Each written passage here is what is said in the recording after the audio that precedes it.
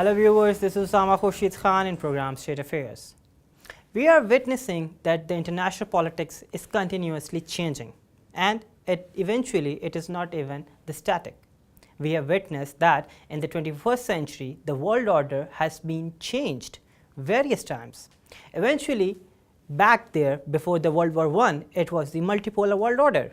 After that, the world order has been changed into the bipolar world order. When there was a bipolar world order, the two superpowers were the USA and the USSR. We have seen that after the demise of the USSR, there was a single or the unipolar world order, and the United States of America was the hegemon ruler of the world.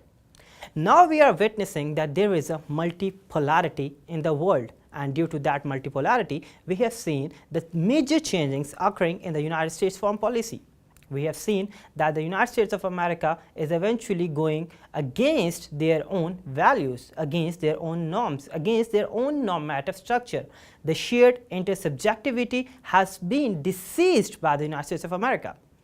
I want to pinpoint a major move of the United States of America as the US Ambassador to the United Nations, Nikki Haley, announced that the United States is withdrawing from the United Nations Human Rights Council last week. She accused the body of bias against the US ally, Israel, and a failure to hold human rights abusers accountable. The move, which the Trump administration has threatened for months, came down one day after the Office of the United Nations High Commissioner for Human Rights slammed the separation of children from their parents at the US-Mexico border as an unconsensual. Now, what I speak from the State Department, what I seek from the State Department, where she was joined by the Secretary of State Mike Pompeo, Haley actually defended the move to withdraw from the Council. She said that US calls for reforms which were not heeded. Eventually, categorically, she said that the human rights abusers continue to serve on and be elected to the Council. She said that United States of America has a severe grievances with this body. She said that the world's most inhuman regimes continue to escape its scrutiny, and the Council continues politicizing, scapegoating of the countries with positive human rights record in an attempt to distract from the abuser in its ranks for too long. The Human Rights Council has been a protector of human rights abuser and a cesspool of political bias. Now, looking at the statement of the Haley, she said that it is the cesspool of political bias. Viewers, let me tell you that who is the human rights abuser in the world? I'm not a very cynic about the United States. I'm not a cynic about the role of the United States, but being as the world leader and being enjoyed unanimous operations, you can say unilateralism enjoyed by the United States of America back in a decade, it eventually the human rights abuser was the United States of America himself. Haven't we seen what it did in the Iraq? Haven't we seen what eventually it did in the Afghanistan? It's still doing in Afghanistan. So again, putting the things right on the table, putting the cards straight, we have seen that if Haley is saying that it is a cesspool of political bias, she's saying that the human rights abusers are some other countries, but United States of America is not a human rights abuser. She is eventually taking the side of Israel in that whole analogy. So let me categorically correct you, Mrs. Haley, that although the United States of America has enjoyed the exceptional values, although it's the city upon hill, although United States of America is the founder of the human rights as they have said in their constitution, but you must have to respect. In fact, viewers, the problem of the Human Rights Council aren't new. The United Nations created this council in 2006 to replace the UN Human Rights Commission, which repeatedly drew fire on including human rights abusers among its membership. The problem eventually rises on the both ends, on the United States of America plus on this Human Rights Council. Now let me tell you that this Human Rights Council based in Geneva, and it is consisting of the 47 member states within the United Nations tasked with upholding human rights. The membership on the Council gives countries like the United States a voice in important debate over human rights atrocities, but the Council's critics, including Ms. Haley, says that abusers use their membership to guarantee their own impunity. Now, as I've told that I don't want to be a bias, I'm not taking the sides even of the United States of America or the Human Rights Council.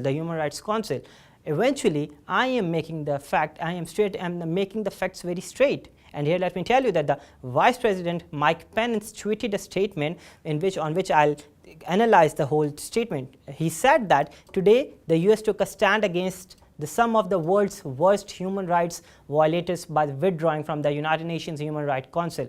By elevating and protecting human rights violators and engaging in smear campaigns against democratic nation, UNHRC makes a mockery of itself, its members, and the mission it was founded on. 4 years, the UNHRC has engaged in even more virulent anti-American and anti-Israel invectives, and the days of the US participation are over. So let me tell you, Mike Pence, that you have eventually said that that was the biggest step, that was the biggest thing you have actually done with that by getting out from that quagmire, getting out from that circle. But let me tell you that what have you done in Iraq? What have you done in Afghanistan? Eventually, the United States of America was the biggest human abuser. And I'll analyze his whole statement again after a while, a short break. We'll be right back. Just take care.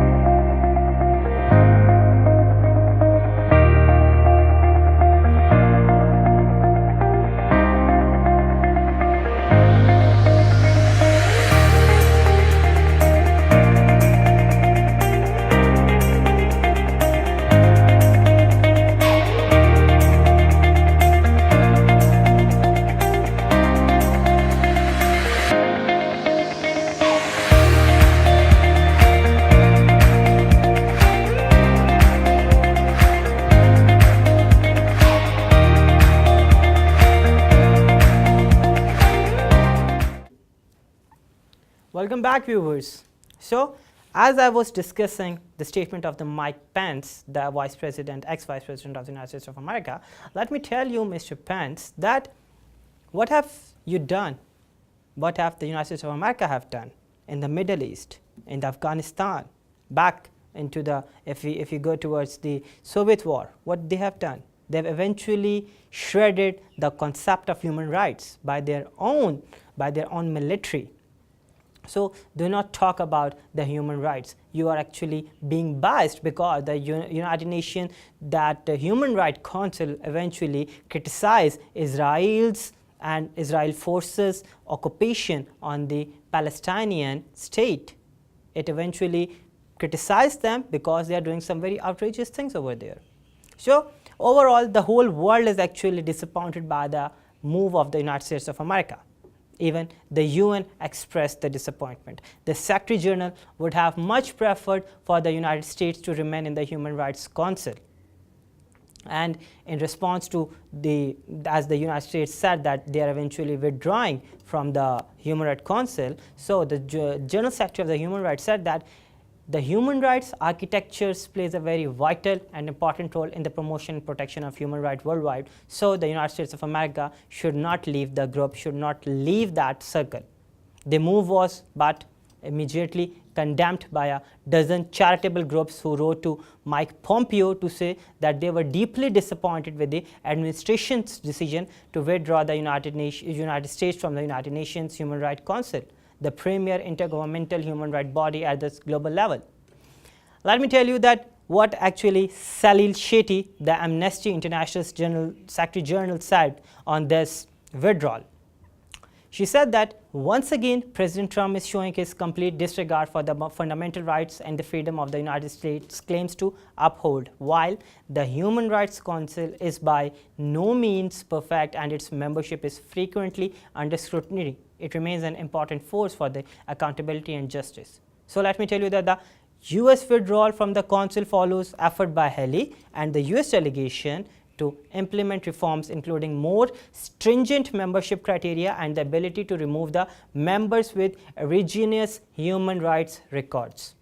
When a so-called Human Rights Council cannot bring itself to address the massive abuses in Venezuela and Iran, and it welcomes the Democratic Republic of Congo as a new member, the Council ceases to be worthy of its name. That's the actually complaint being filed by the Haley. Haley said that such a council in fact damaged the cause of the human rights. So Ms. Haley, I'm again very cynic about your statement. I'm very cynic about the role of the United States of America. So what if they are being biased? Let's formulate a thing. Let's formulate an hypothesis. So what if they are biased? Being, as you called, the leader of the human rights, the United States as the leader of the human rights, United States is the city on the hill, United States of America is having the exceptional values, United States of America is having a primacy. You being as the world leader, why are you withdrawing from the Human Rights Council? Why cannot you amalgamate your efforts? Why cannot make the reforms? You have a very say in the United Nations. Being dragged out from the group, from that circle, is not a way forward, Ms. Ali. Mr. Trump should focus on these things before getting out from every agreement he is signing. Even he is very skeptic about the role of United States in the NATO, about the other NATO countries. He is very skeptical about the trade. He is very skeptical about the withdrawal of the TPP. Like he is of the view that why United States is sharing the burden of other nations. So if you are agreeing that you are a world leader, then you must have to share that burden. So Haley eventually also blasted the council for a disproportionate focus and unending hostility towards the Israel. So for me, the basic reason for getting out of this Human Rights Council was being cited by the Haley in her letter, that a series of resolutions highlighting alleged abuses by the Israeli government of Palestinians in Gaza and the West Bank. So Haley said that the United States will continue to promote Human Rights Councils outside of the council and would consider rejoining it in the future if its reforms are made. So Haley eventually, and the whole Trump voice and the whole Trump administration have used American voice and the vote to defend human rights at the UN every day, as they have said, and they said that they will continue to do so. But getting out of that quagmire, getting out of that circle, it's not an appropriate attitude towards the international arena, being as the international leader. Now, viewers, the accusation from the Haley actually triggered a new debate in the international arena. Nearly 20 human rights groups, including Amnesty International and Human Rights Watch, have pushed back on the claims by the United States ambassador to the United Nations, Nikki Haley, that they are responsible for the US withdrawal from the UN Human Rights Council.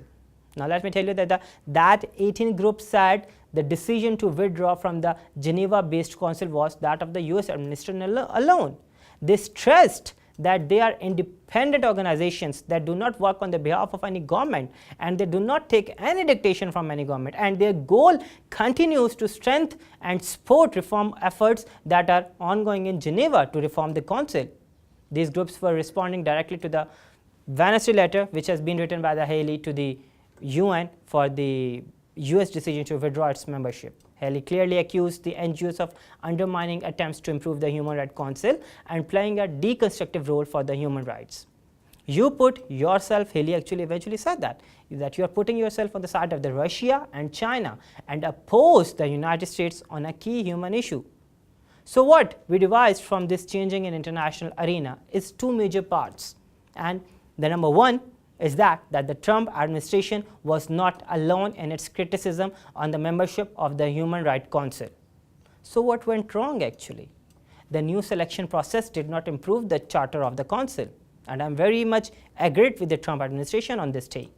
While the nominations are still made by regional grouping, the weakening of democratic norms in many regions has made it easier for the countries with bad records to get elected. An added problem was that most of the regions put forward the clean slates with the same number of nominees as the available seats, they creating a lack of competition in the elections. The Western Europe, the region that includes the United States, seldom has more candidates than seats, but this does not affect the membership patterns much since the countries in the regions are democratic. Now, understanding the issue more griply, more firmly, Africa has a tradition of rotating seats, meaning that weakening democratic norms ensure countries with the poorer records which can end up on the council. Moreover, where can you put this, the position of the Zimbabwe, where former Prime Minister Robert Mugabe, Human Rights Council didn't act on that, on whole thing. Eventually, the United States of America did not act on that thing. On the other hand, if the Trump is going to bash the United Nations Human Rights Council, what the United States have done back to Ukraine, that was a clear violation of the human rights. Why they are supporting the Israel, that's a clear humiliation of the human beings. Why they are supporting India by the back-end diplomacy in the Kashmir. They are doing outrageous activities in it. So being Trump administration saying that the United Nations Human Rights Council is taking sides, is biased. If they are biased, then the problem of the Ukraine, Israel, Kashmir would have been solved. So they are not biased. Now, discussing the second thing from this whole analogy we make up about the changes in the major US foreign policy. We know that in one era when the United States of America was enjoying a primacy, 10 years back, 15 years back, they eventually attacked on the Afghanistan. Then they have again bypassed the resolution by attacking the Iraq. They were going unilaterally. They were going with the concept of right to protect, again using the shelter of human rights, using the doctrine of R2P, responsibility to protect. And when they were failed eventually in Iraq, they said that we are going to intervene in Iraq on the basis of humanitarian interventions.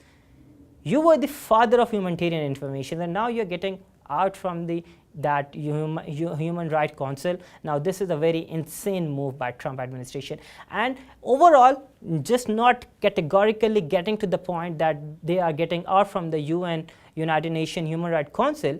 What Trump is doing, it's going against the liberal values. It's again going against the liberal world order, on which norms, on which intersubjectivity, they have forged their foreign policy. They have forged a narrative. There was all started from the Huntington Clash of Civilization. It was all started from the Misheimer theses. It was all started from the academicians, from the eventually from all the doctrines they have gathered up, that the United States is ruling the new world order on the basis of common norms, on the basis of intersubjectivity, on the basis of the shared norms and knowledge, that the liberal values are the best, the democracy is the best. But now what we are watching, the endless efforts being putting in the Trump administration, the whole efforts are nationalistic rather than be as a world leader.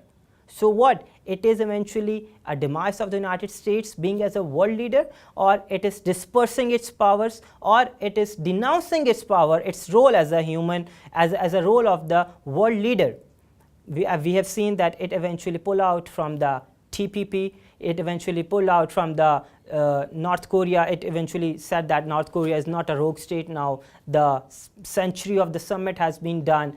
He is getting away from the Iran nuclear deal. The United States of America is actually putting the tariffs on the traditional allies, European Union and Canada. It is going against the China, who is the biggest ally. It is having a trade war. Having all of the elements are portraying on one side that the United States of America is actually going against the liberal values. It's going towards all the human rights values, the migration policies. The Trump administration saying that we have witnessed that back in 2016 when the Trump was being elected, he said that he would build a wall against Mexico. So these are not the liberal values of the United States of America. These values are not being considered as the United States of America's values. So eventually we are seeing that it is witnessing the nationalistic approach, the demise of the United States world leader. We can assume that we can portray the Fareed Zakaria's thesis that eventually the United States of America is going towards the decline state. So what we are witnessing, it is going towards the nationalistic approach. Second thing is that it's going towards the leaving the exceptional values, and these changings will eventually halt the progress of United States of America as a world leader. Now we have to see what major changings will be bringing again back from the Trump administration. We'll see you in the next program, wrapping up with the final punchline that if the United States of America will leave the multipolar world order, will leave the leading role in the multipolar world order, who will take that place? We'll see you in the next program. Just take care of yourself. Goodbye.